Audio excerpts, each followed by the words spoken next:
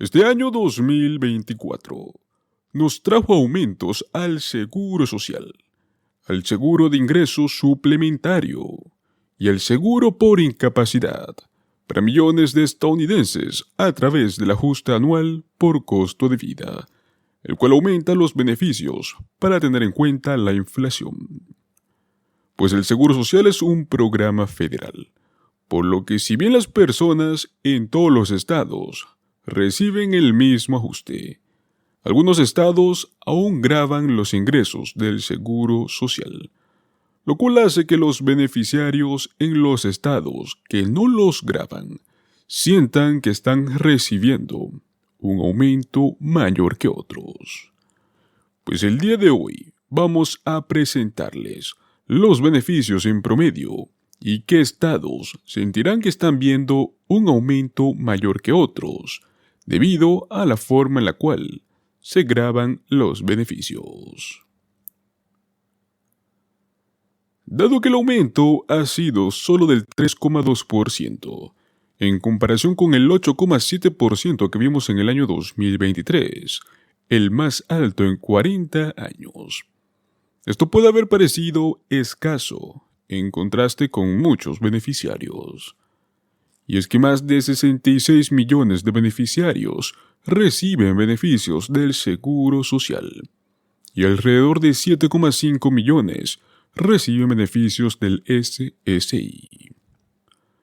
Pues actualmente a nivel general en los 50 estados podemos ver ciertos beneficios en promedio, como cuáles: los trabajadores jubilados, que normalmente están recibiendo un promedio de $1,907, las parejas de edad avanzada, donde ambos reciben beneficios en promedio de unos $3,033, las madres viudas con sus hijos, que pueden llegar a recibir hasta $3,600, o los viudos de edad avanzada, que en comparación están recibiendo unos $1,700. Pues grabar los beneficios del Seguro Social es algo que realmente puede llegar a reducir este aumento extra que nos da el COLA y hacer que parezca que en realidad no estás recibiendo ningún aumento. Los estados que hacen esto son Colorado, Connecticut, Kansas, Minnesota, Montana, Nuevo México, Rhode Island, Utah, Vermont y Virginia Occidental.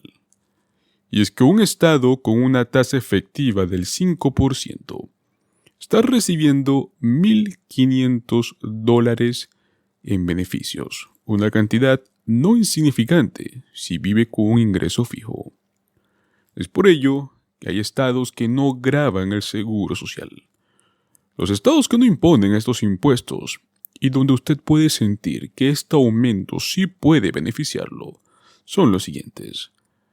Tenemos a Alabama, Alaska, Arizona, Arkansas, California, Delaware, Florida, Georgia, Hawái, Idaho, Illinois, Indiana, Iowa, Kentucky, Louisiana, Maine, Maryland, Massachusetts, Michigan, Mississippi, Missouri, Nebraska, Nevada, New Hampshire, New Jersey, Nueva York, Carolina del Norte, Dakota del Norte, Ohio, Oklahoma, Oregon,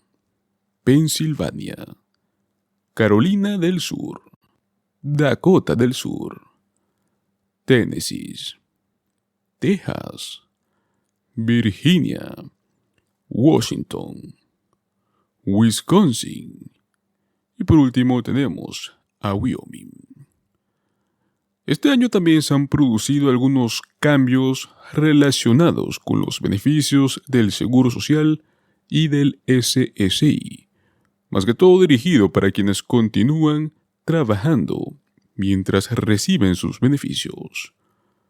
Por un lado, la Administración del Seguro Social ha aumentado el límite de ingresos para los trabajadores menores de la edad de jubilación completa a $22,320. En otras palabras, la Administración te reduce $1 de beneficios por cada $2 ganados sobre $22,320.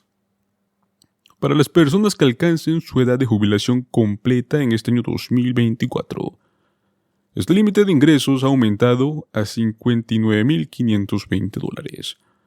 La Administración del Seguro Social deduce $1 de los beneficios por cada $3 ganados sobre los $59,520 hasta el mes en el cual el trabajador ha alcanzado la edad de jubilación completa. Para aquellos que tienen la edad de jubilación plena, no hay límite de ingresos.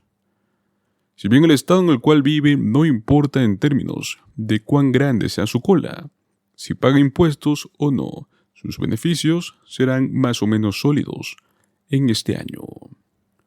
Pues muy bien, ahora queremos hablarle de un tema muy interesante, y es que a partir del día de hoy, un nuevo pago directo con un valor de $500 es enviado.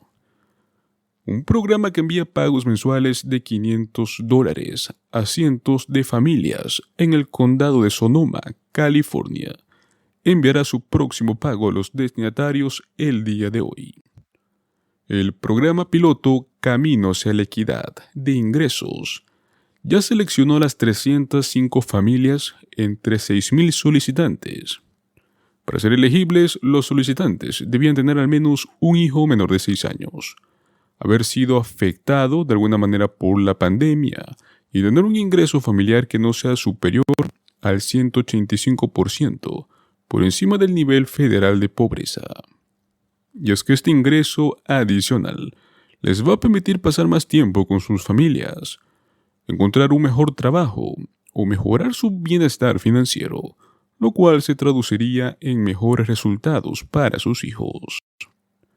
Diane Shore, directora ejecutiva de este programa, afirmó que se está utilizando un evaluador externo para realizar investigaciones cualitativas, encuestas, entrevistas y grupos focales con estos participantes durante los 2 años y que se publicará un informe preliminar y final en primavera de 2024 y principios del 2025.